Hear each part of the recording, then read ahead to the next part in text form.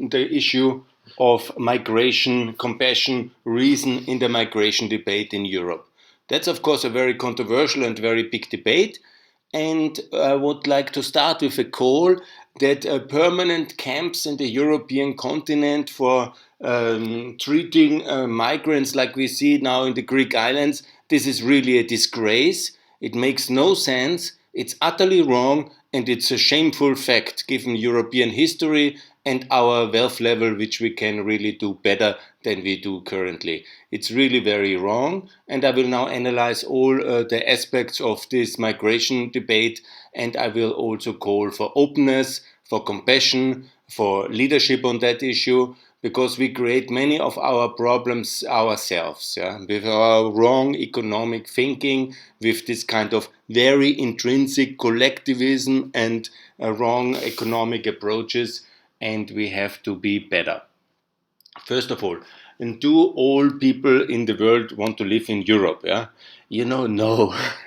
The idea that everybody from China, India, Pakistan, and Africa wants to live in Europe is not true, and also they cannot come, all of them. That's really a hysterical idea. Yeah, but there are some people, and it's quite a lot. Yeah, which are the victims of our failed foreign policy from Syria, from Afghanistan, Iraq. We have made many mistakes. Yeah, we've left them alone with our withdrawals. Yeah, we have not helped the people against Assad. Yeah, and then the consequences of these failures and of these tragic failures in the last decade, then the people run away under very desperate circumstances. Yeah. These are not, leisurely people deciding, oh, today I go to Europe, tomorrow to America. No, these are very desperate and tragically put in that situation people from Syria, Afghanistan, and from other countries which are really in a very desperate situation, and we should really help them. And we have this moral obligation, and we have really also the capacities and the abilities. And actually, by not helping them and by creating this mess we have at the islands now at the moment, and in south of Italy and in Bulgarian border and everywhere, we are making the problem much worse, because Europe is perceived then by the European public as incapable, as useless, as not able to manage a situation. Then these terrible television pictures happen, and these all incidents we have seen in the last 5 years now, and then the people lose the trust in our institutions.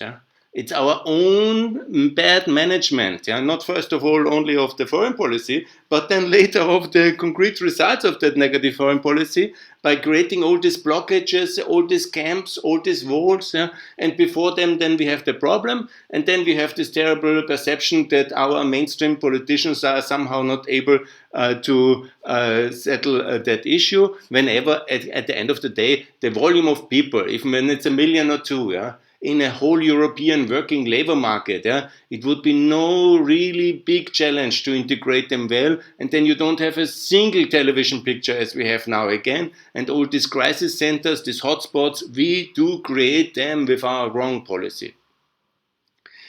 And I'm really disappointed by that, and so I decided to make this small presentation, and it's all part of the same debate, because let me come back to our trade policy. It's the protectionism which kills and leads to war. It's my call since since 20 years, since I started in Brussels, protect us from the protectionists, This is really the problem, When we protect our market, and it's also the migration debate, the same part of it, We create all these blockages, borders, and all these obstacles, And then, we basically force the people to go to Europe because there's the production, there's the prosperity, and we somehow not allow the manufacturing to go in that countries, We don't help them to create manufacturing conditions, and then they come. And it's our protectionism which unfortunately leads to these terrible consequences. So we have to consider our trade policy, be more open, create prosperity there, because if we don't create prosperity, that means allowing them to sell to the European market and to the US market in a decent way by open free trade agreements.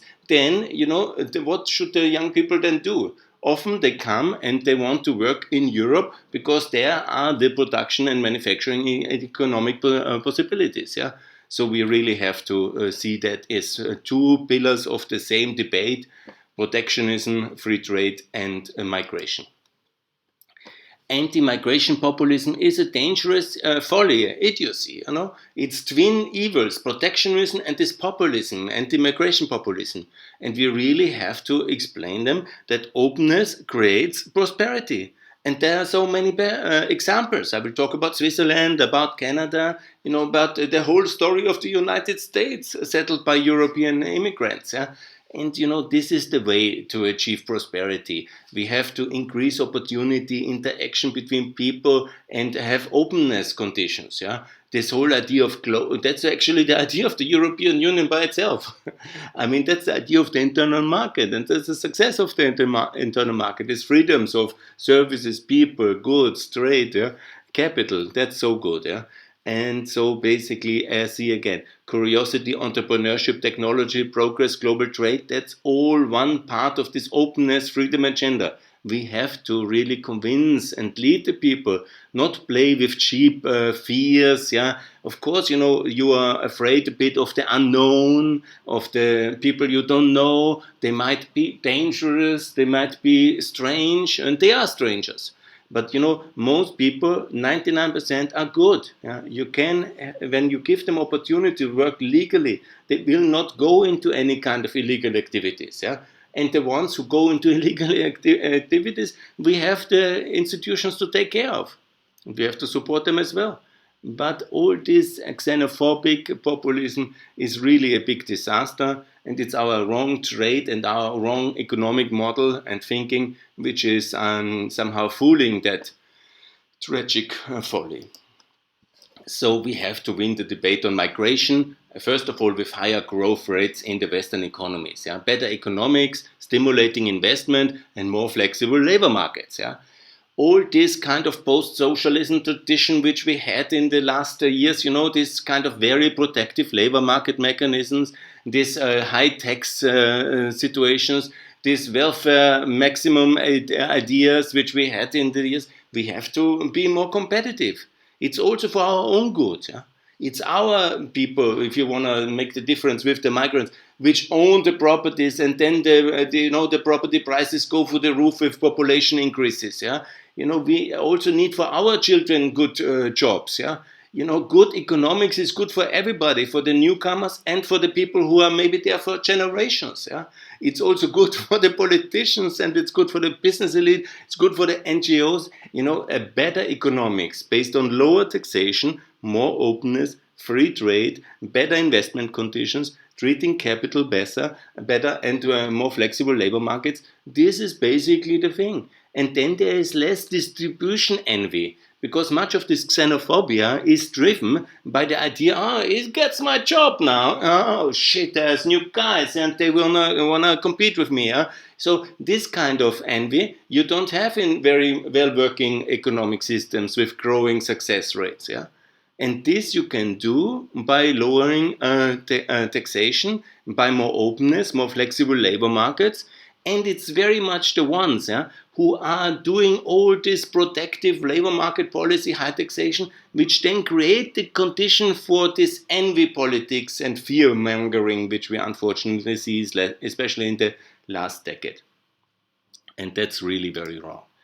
So free trade, better states globally, key to migration pressure. And this one, I talked about free trade already. Free trade agreements with Mercosur. I made a video with the friends from the African Union, with the Gulf Cooperation Council, with ASEAN, but also with India, definitely, and with Pakistan.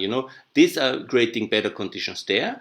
And then we really have to address systematically the countries where there are issues. It's about 15 countries. I will make a separate video about all of them. And these 15 countries, from Russia, China, and from Syria to Somalia to Eritrea, and to Iraq, there are specific issues which have to be addressed. And that's why we have so peaks in migration from Syria, from Pakistan, and we really have to work focused. Yeah, it's not that the whole world is in movement. Yeah, I mean the life of a migrant in Europe is not so great. in this kind of hard labor and hard conditions, often in the informality in some migration camps. Who would really want to do that if he lives in security and in normal economic conditions? Yeah, but we have not done a good foreign policy. We have not really intervened appropriately, and we did all this kind of protectionist and closing policy, which was totally wrong. Regulate and manage migration better, more open, obviously no to human trafficking, but how to beat the traffickers, how to beat them? Absolutely by creating legal ways into the European labor market and helping where help is needed. How to do that? To have a good migration policy with a clear migration target. I will propose a very detailed one with 2.5 million for the whole European market. And then it's easier. Apply online, send your application, make sure that we have this quota fulfilled every year, and the pressure will release. And then we manage the migration better. I will propose migration vouchers. That is basically on the cost of German migrant by month, and to give this opportunity to all countries in the European Union and member states and future member states. And you will see there will be much more people and countries participating. So when you see the situation of the corona crisis, it was very shameful, and that's a very important aspect as well, that we have not managed to create a pan-European labor market, because that's really the thing we have to do. When we have millions of Ukrainians on the informal labor markets, and then in Corona we saw it when they suddenly were all called to go back, and what kind of a mess. Yeah? That was really wrong. Yeah? We have to create the conditions from Ukraine to the Balkans, and that nobody of the Europeans which are not still in the European Union is in the asylum system. They should be on the labor market. They want to come to work, let them work. Let them work legally, with contracts and with all papers. It's totally this kind of blocking, protectionist, labor market socialism, which is creating all these problems for the poor people, working often under no health insurance. We are always in Europeans complaining about the Americans. There's 40 million Americans without health insurance. Now, please, how many informal workers are in Europe without health insurance from Ukraine and from Albania and from Kosovo or from anywhere? I mean, we are no more better than that. I mean, we are really worse probably. And that's really very, very negative. Yeah? And please, creating decent treatment of the already fellow Europeans, which one day will be in the European Union, would be a really great start. And then we can help specifically the poor refugees for political and war reasons coming from Syria. So, better regulated openness. And obviously, I said already, not everybody can come in the world and not everybody wants to come. So please, let's be realistic. We have very specific reasons and very much a focused situation on very specific countries like Syria, Pakistan, Afghanistan. So I want to talk about economics again and about this idea of stealing work, because there is this socialist conception that, we have just 5 jobs, and then we have 5 applicants, and that's it, what we have in an economy. But the modern economy and no economy is really working like this, There is endless opportunities in a working market economy, and you can really create, it's not a civil servant position with a budget by the state, yeah. There's opportunities in so many sectors, in so many new sectors, which we cannot know because they are going to be created. Yeah? And there is opportunities almost endlessly. Of course, you need to make sure the markets are working. And if we block and protect and create a lot of limits and make sure that we have just a redistribution logic, obviously, then you force a lot of people in some illegal activities. Yeah, that's very negative because the normal activities are not open for them. And then you create all this kind of shadow informality, underworld, which really nobody wants and which creates then this xenophobia. So the labor market is efficient. We have to deregulate it to be more flexible. We have lower taxes. There will be more opportunities, and we have to make easier access to the well-regulated but more flexible labor market, which we really need. And that's my appeal. Better economics creates real growth. Real growth makes the migration debate much easier, and this is really very important in the coming decade. Walls create more problems than they solve. Yeah, walls are wrong conceptually and practical mistakes. The most famous, obviously, is Mr. Trump's wall. Yeah? He creates a lot of criminality with this wall on the other side, on the Mexican side, because the illusion that you cannot overcome this. Yeah? Is totally wrong. What is happening, you increase the price to overcome it and the incentive to overcome it. And so you create hotspots before, you create a lot of opportunities for organized criminalities to support the transit then into the American labor market. And that's really conceptually wrong. Also, walls really never have worked to keep some people out. Yeah? And that's not from the Chinese wall, not from the Limes. That's a temporary thing. But as long as you don't control the territory before and behind very well, you cannot really make walls work. Walls tragically work like the Eastern German wall. They work to keep people in because you control the territory before the wall as well, and you are threatening to shoot. So ultimately, walls are for that what we want, in a sense, to have a better regulated system or less migration. If some people want that, it's a total misconception. It's just, for the media, a kind of simplistic situation. And what then is happening before the walls, yeah, on the Mexican side or on the Turkish side, because we also do a lot of walls, yeah. In Spain, we do walls in Ceuta and Melilla. We do walls along the Greek and Bulgarian border to Turkey. The Europeans are big wall builders as well, unfortunately. And then we create these bottlenecks and this misery and these areas of disaster, which are really so tragically negative. Yeah? And we solve nothing. So I'm totally against walls. They are a big mistake. We should de-escalate. We should try to diffuse. Whenever there is accumulation already, it's very important to fast intervene, to help to diffuse the situation, to distribute in the European Union as fast as possible in order to avoid such kind of escalations like in Moria, which then later create this image and perception of total incompetence of the European authorities and of the member states, and this brutality, this inhumanity, this poor families. Imagine ourselves to be in such a terrible situation. So we need better politics in Europe, and we need more openness. I want now to come to the reasons, because that's of course the main topic. It's the 2015 crisis, and I want to outline some of the main reasons why that happened. And it's important to understand the 2015 crisis because we are in the aftermath in our political system still of that crisis, and we are also having now this new, maybe smaller, Moria crisis and all the things. But, first of all, that's my favorite topic. Yeah? To block the European asylum system with asylum seekers from Albania, Kosovo, or from Ukraine, yeah, is utter nonsense. Yeah? All these people from Albania, Kosovo, Ukraine, they are not political refugees, but they are Europeans who want to work at the better opportunities. Yeah?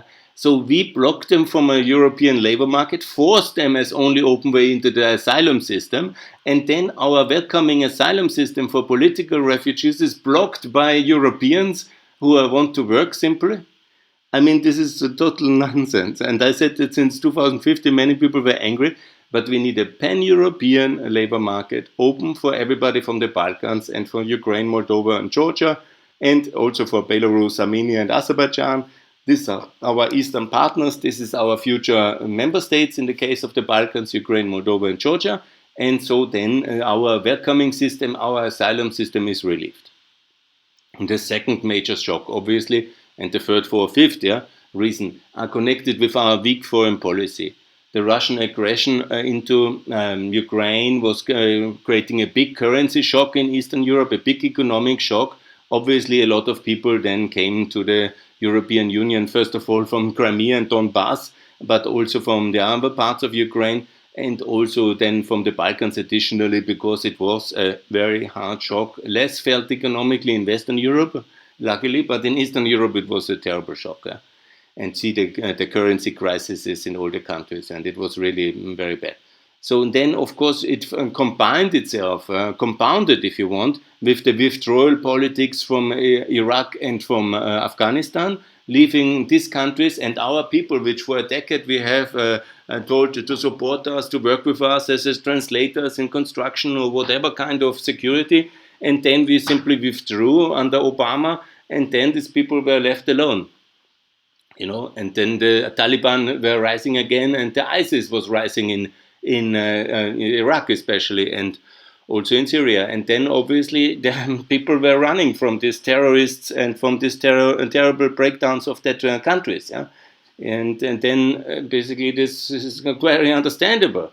So then in Syria, obviously, we have not done anything for the Syrians, and we have allowed Assad to barrel bomb the Syrians, and no wonder they run away. I mean, quite obvious. Yeah, would you like to live under such kind of conditions? And then we did very little for the Syrians in Turkey and in Lebanon. And so no wonder. So it's our bad foreign policy which led to that crisis on the eastern side, and also from the southern side, to intervene in Libya and not to have a big mission effort like in Bosnia and Kosovo to build up Libya afterwards, was of course inviting all chaotic actors to have this opportunity for them and to make it a gateway into Europe. I mean, it's quite logical. And so our really failed European and Western policy towards Libya, Syria, Iraq, Afghanistan, in different ways, we really didn't have a cohesive strategy, has led to this migration crisis. And we simply should help the Syrians when we didn't remove Assad. We should at least welcome them as the victims of our complicity with the Assad regime. So then we tried to block everybody. It was already building up the migration pressure in Turkey quite a lot. The reports were very clear. Everybody knew it, that this is happening. And then we were basically trying to dodge the issue and hope that our mini border walls will work, or that the Mediterranean will stop the people in Turkey. The people were so desperate, they were basically then taking all these risks and then even walking to Central Europe. And it was basically our very much, again, the bad management, because when you see already a crisis, it's much better to diffuse it by having the transport prepared, by having support mechanisms prepared, but not letting it so long explode in a hot kind of vessel until the overflow comes and people desperately running through the Balkans. And then obviously the whole political shock of our own being surprised and incapability, the scenes in Budapest, these dramatic moments of beginning September 2015. And, the impression which was left on the European public and electorate was that the authorities really didn't know what's going on in the world. And, then, of course, you get all this phenomenon as populism, Brexit, with Russia fooling all these kind of extreme parties and movements. And obviously because they were seeing that Europe is shaking. And it was, again, very much our problematic foreign policy and our kind of dodging the issues, not acting when it was really possible to diffuse it still.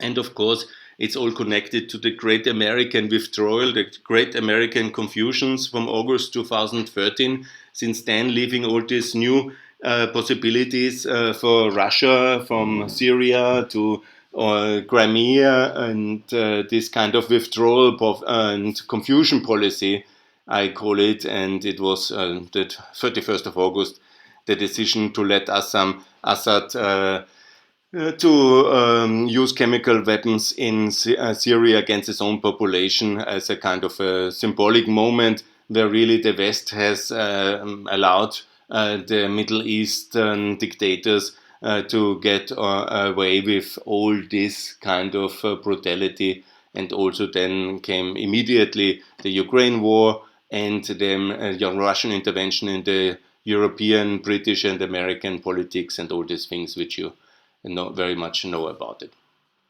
But I don't want to be too negative. I want to be explaining the big factors which we have. We won the Cold War. That's a very important step in the history of humankind. These decisive years of 89 and 90 and the end of the Soviet Union, because Russia is just half of the Soviet Union and by far not such a dangerous opponent and in the Second Cold War. But we really have now 30 years of global peace with all these regional exemptions. But the big confrontation, which was so terrible, was won in the year 1990. And we have now no less than 2.5 billion people more in just one generation of 30 years. And that's enormous progress. And we have 65 trillion GDP output additionally. That's the success of globalization. That's the success of victory in this gigantic confrontation with the Soviet Union. And it has really been tremendously successful, and the temporary setbacks we're facing in regional and other issues, we simply have to overcome, and we will. And this, of course, this 2.5 billion more have created also challenges in resources and climate, in the maybe reorientation in the economic system. That's also necessary after 30 years, that we discuss a little bit how to readjust the economic and global governance. And I have made a separate video about this one. But in principle, it's a big success, and it's really amazing what peace can produce and what kind of success we have. We have also to understand a little bit the differences in the European and American demography, because that's also very important, obviously, in the debate about migration. And it has to be understood that America, in the last 30 years, has increased its population by 80 million. That's a whole Germany more than it was 30 years ago. It's from 250 to 330. Yeah? That's really quite amazing. Yeah? And when you see Europe, including Russia, but without Turkey, that's the definition they have in Wikipedia. I don't agree totally. But anyhow, then it's just it's 30 million people more. It's, and it's double the population in all of Europe with Russia together. So you have to see the differences. America is much more attractive. It's much more capable to integrate more people. Obviously, it creates also challenges for their society, which you now see in 2020 in this whole social debates and welfare debates. But it's an enormous success, yeah. And we in Europe, we are scheduled for actually losing population by 2050. The forecast is for 710. Yeah? We are not winning. And America adds another 30 million is the forecast. Yeah? So I think we really have to discuss a little bit what's going on, why we are not so attractive, where is our openness, why more people want to go to America. Because everybody who wants to go to a country with bringing his innovation power, its work, labor, its energy, its capital, is a big asset. It's not that everybody more is a problem. No, everybody is an asset, a positive contributing asset.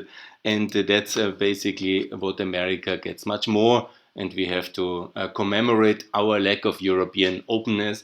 We have to learn from the success of the US in the last 30 years. Again, I have made this quite astonishing comparison here with the Americans, what they have achieved, from where they come and where they have been, and adding another Germany in just one generation obviously creates issues, but it's a sign of amazing success. Germany has also more people in the last 30 years, from 79 to 84, but it's 5 million in 30 years. Yeah? And America has really outperformed Europe on that parameter quite considerable. And America has also outperformed us on the prosperity. Yeah?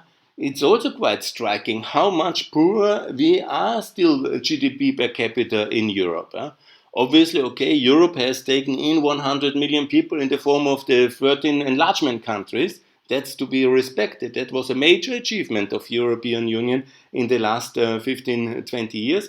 But when you see we have been, or on average, always much poorer, we have also then recovered a little bit in the 2000s. But our response to the economic crisis afterwards, we have lost considerable. America, more united, a continental market, yeah, has been able to grow constantly after the global financial crisis, but Europe was falling back. Yeah? And that's something we have to discuss. If we don't go for a better economics, obviously we cannot integrate more people. We can also not really catch up with America, which obviously I think should be our aim, to reach North American prosperity standards, yeah, not to accept poverty and defeat. Yeah? I think Europeans should be as rich as North Americans. Why not? We need to be more united. We need to be more open. We need to have lower taxes and a more productive economy. But why not? It's very good. So, understanding the European and American systems, and also I call it the missing $12 trillion question, because if Europeans would be as rich and as productive as North Americans, our GDP would be at 12 trillion plus.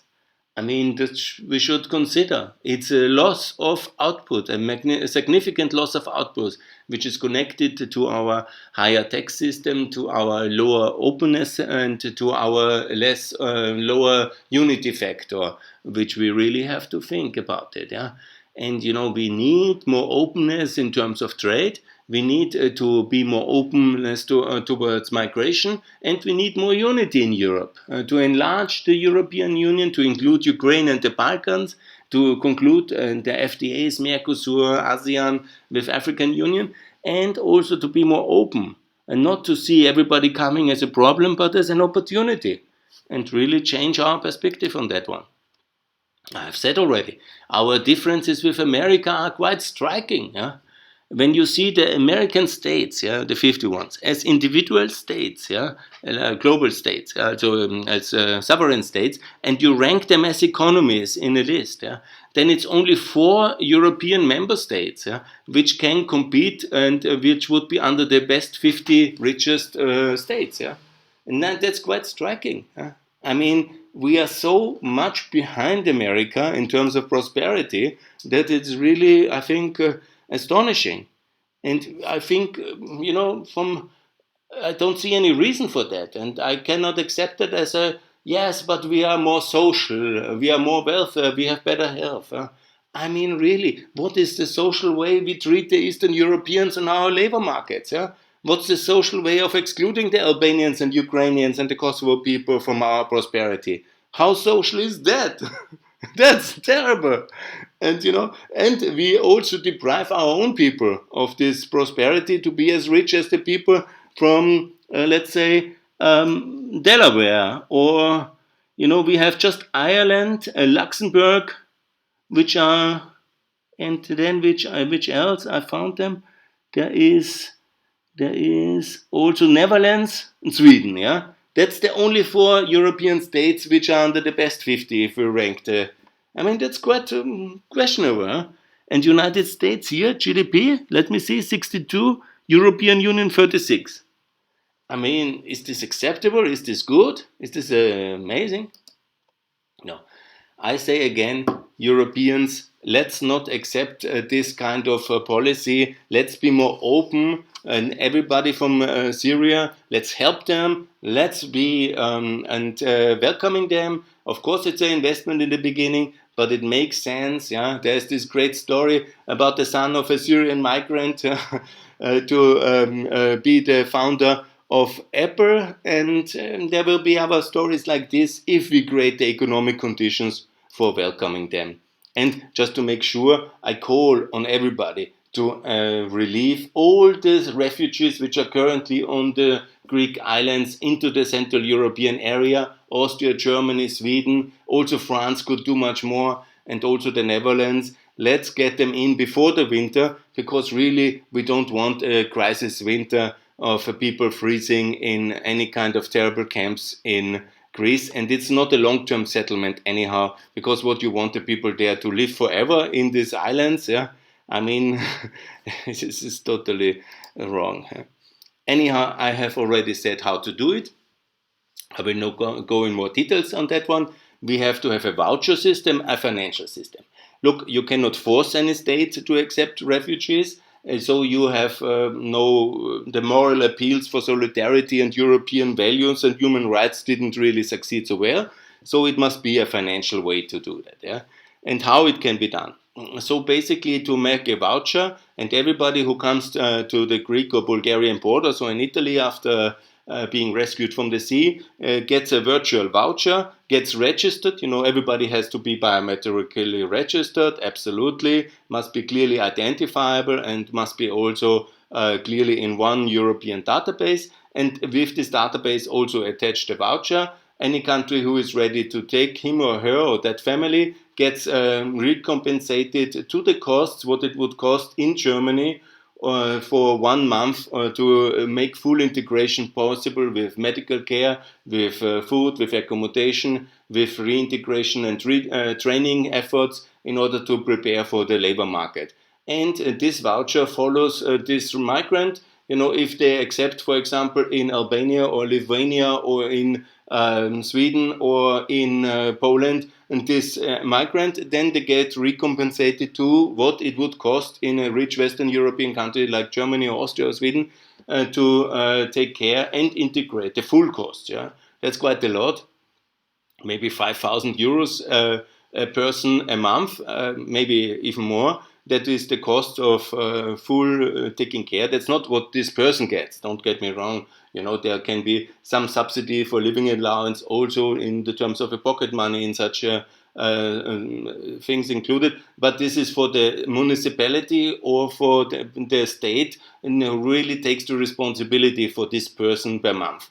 And then, you know, there will be more forthcoming to help not only German or Austrian or Swedish communities, but there will be more if that's also financially rewarded. And if it's not financially rewarded enough with 5,000, we have to find the right level. And of course, they should not live permanently on welfare, but there must be also a second voucher. Once this state, this region, this municipality has successfully integrated that person into the labor market and is basically then legal residents with a work permit and with a job in Lithuania or in Kosovo or in Ukraine or in Portugal, all Europe to be included. And then there will be a premium offered in terms of basically 6 months of such a voucher or 12 months in order to incentivize the integration into the labor market of that country. And I think that is the way to do it. And we have to really incentivize the integration in the labor market, but also to make sure that all countries who want to participate can be very attractive for the Albanian municipalities to welcome then under German costs in refugees from Syria, and they will make even some profit there. Good, fine. Yeah. So we have a better distribution. There will be more political acceptance, and we can help everybody. And that's, I think, a very good way forward, a voucher-based system like that. And just to be sure, if these financial incentives do not work in the generous system, obviously paid by the whole of the European taxpayer, so divided by the GDP, so it will be a lot of costs as well on the richer countries. But no matter, that's basically the way. But I would like to remind, if then some countries still not want to participate for ideological reasons, let's remind everybody that we are very generous. Yeah? We have really done a lot. I have here outlined the SURE concept, you know, with 87 in the corona crisis for the unemployment benefits. It's maybe good to remind everybody how open and prosperous we are and how solidaric we are. And it's not possible that we somehow see that as one thing, you know, in the crisis, the Northern European taxpayers pay for the Southern European and Eastern Europeans, but you don't respond when we want something. Yeah? That, I think, is a bit wrong in the European Union. I have made the case in the Kosovo recognition, in the Minsk sanctions, in now the Belarus sanctions. All these countries are receiving massively transfers now. And then when we want to have this voucher system for the refugees, then they don't respond. Let me come to this whole thing about the European and US migration debate, because we are always so happy to remind the Americans that they were isolationists, but we should also not be like the Americans were after the First World War, this trap of isolationism and somehow thinking that we are safe and secure and leaving Europe behind. Now the debate has shifted obviously further east. We are rich now, and the people from Ukraine to the Middle East are poor, and they are coming. But it's a good reminder to think ourselves a little bit more in the dimension of the poor people which we were in the past. I have made this call for a common European labor market on the 26th of May to 1924. The Americans have basically blocked Eastern European migration into the US, and it was a very terrible moment. There was a lot of xenophobia against Eastern Europeans and Germans and Italians in America, and we should not forget how we were treated back then and how terrible that was.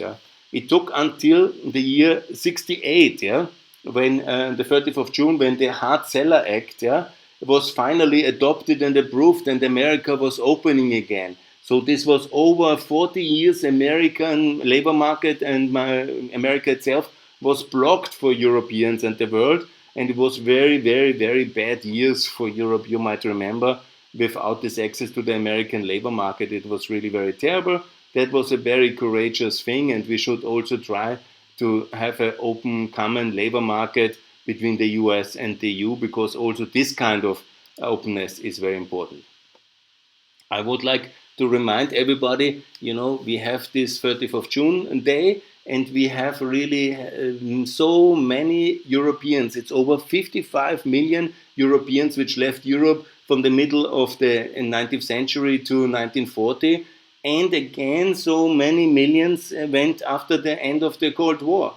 And America was open, and America was not so easy to go, but nevertheless, the reminder on this great departure, on this time when the Europeans were poor, and we were very happy to go to the American continent, and we have done that quite a lot.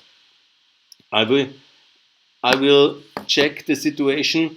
I will now talk about how we treat Eastern Europeans. I call it the EU Day to celebrate Ibrahim Rugova, the EU Day against racism in Europe, against Eastern Europeans.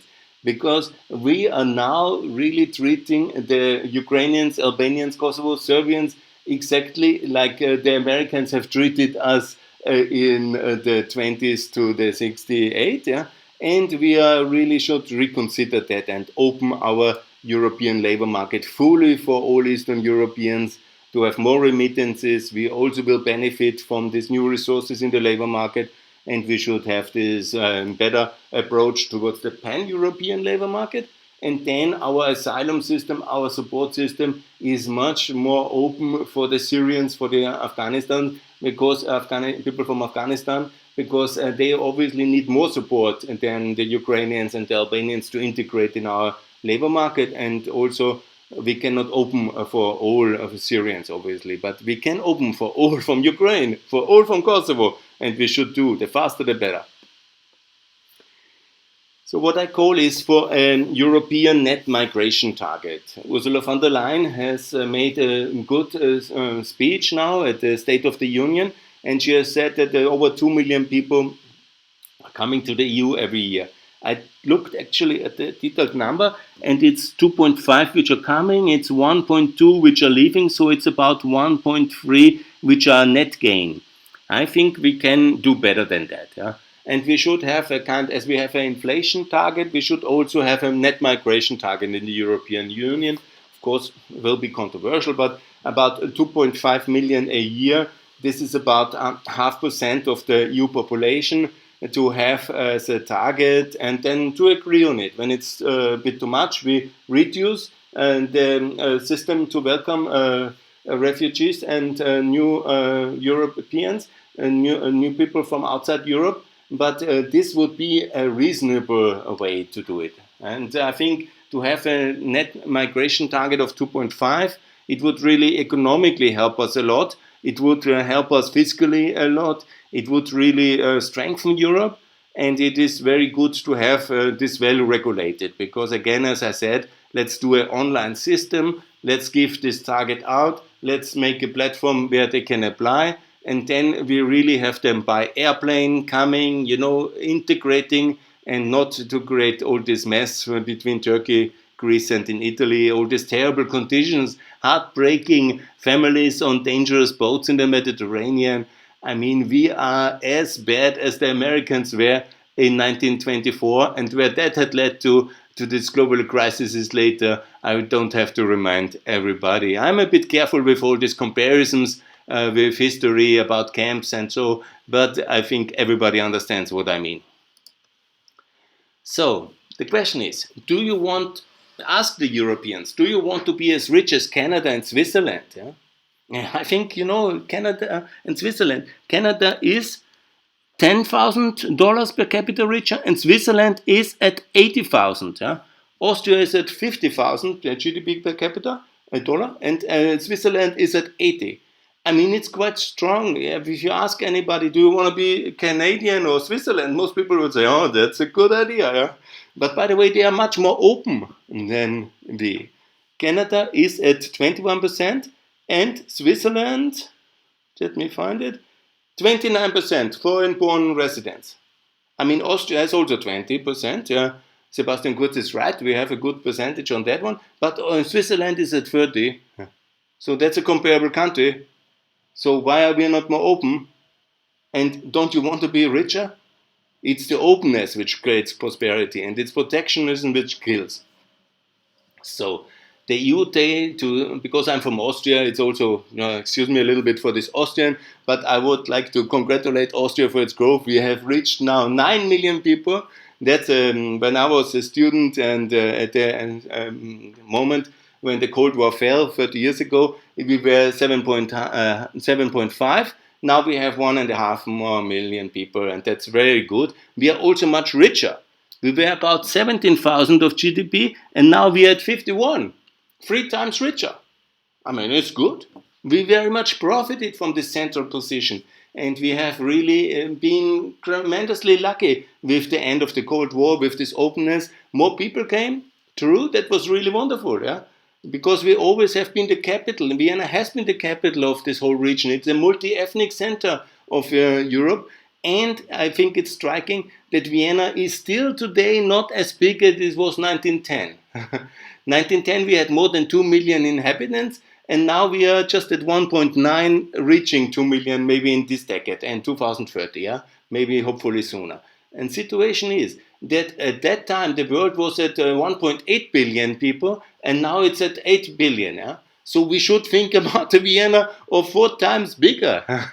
And without the wars, yeah? If the Austrian monarchy would have survived and the First World War not started and no Second World War, imagine, of a Vienna with 8 million people, huh?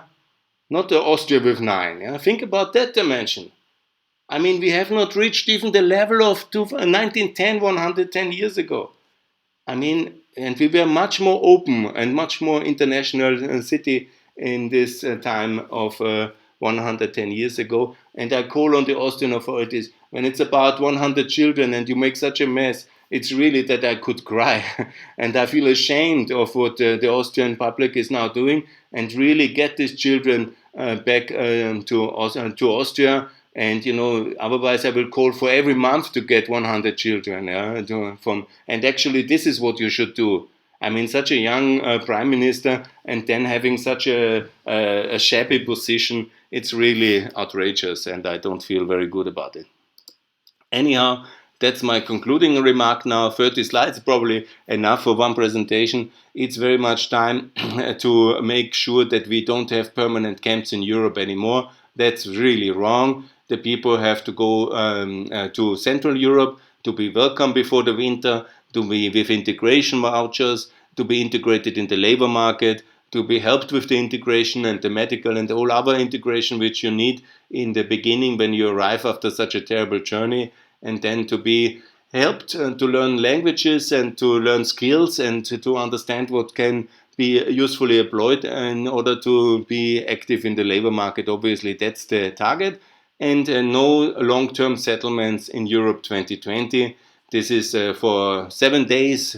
People should be in such camps. Then the ticket and the voucher towards the Western Europe, and then to have this kind of incentive scheme for the all Europe to help with this challenge. And when we don't have a better foreign policy, let the dictators destroy countries, then we don't have to wonder that the people run away to the safety security. This is the same we did, before World War One and after World War One, and at all the stages of European history, we had this American hope, continent of prosperity and freedom ahead. We are now the new America for many people in Eastern Europe and for the Middle East. And we should not be morally a bit better than we are currently, much better actually. We should be more open. Let's have a agreed policy on a migration target. 2.5 net migration in 450 million people is not too much. Yeah? Maybe 2 million can be agreed. Okay, good, fine, as Mrs. van der Leyen has said. And also then to really make it work. And no longer this kind of chaotic scenes at the EU border. Obviously, that border must be protected well, but not to create walls and to be Trumpian in our approach, as Mitsotakis and Kurz are now, and Borisov. This wall will create more problems than it solves. Make a normal border. It's our partner, Turkey, in the customs union, and it's our ally in NATO. The chaos is in Syria, not in Turkey. And there is already a border, and that maybe also is justified towards that dictator of Assad. But let's help and be partnership in this approach with Turkey, and let's really get this situation improved. Yeah? And we have all these capacities. We are a strong continent. We just redistributed no less than 4.2 trillion in the corona crisis. And let's also use a significant part of that money to be compassionate. To be compassionate. The argument for such a major redistribution effort of 4.2 trillion was that this is such a human crisis in Spain and Italy, and economic crisis. And I agree, it is what we have states for in crisis, to be compassionate. But we have these capacities to pool so much funding and so much effort, and then we can really also help these 50,000 people on the Greek islands. And then if there's another 50,000 people next year, if this is really such a pull effect, let's then integrate another 50,000 people, because we can, and we are strong enough. We are the European Union. I want to remind everybody, we are this European Union. We can be better, but we are already quite a powerful and strong European unification project. And together we can achieve this task. Yeah? And don't make it such a big problem, because it creates the problem. With all this mega emphasis on this Moria, we create very much the xenophobia and this anti-Europeanism which we face in some of the countries. And we look incapable. And we have to look capable. We have to be perceived by the voting public as a capable actor, as a capable governance actor. Otherwise, that's really very much problematic for our future.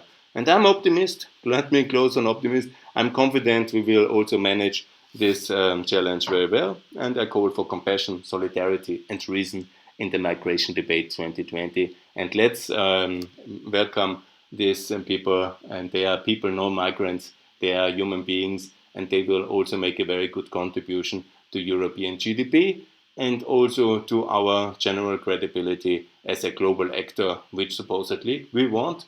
And if we cannot manage the Greek Moria crisis 2020, I don't think anybody in Washington, China, and Addis Ababa will take us very seriously, and for sure not in Moscow. And that's also a very big aspect of that. Okay, thanks a lot for this. Bye.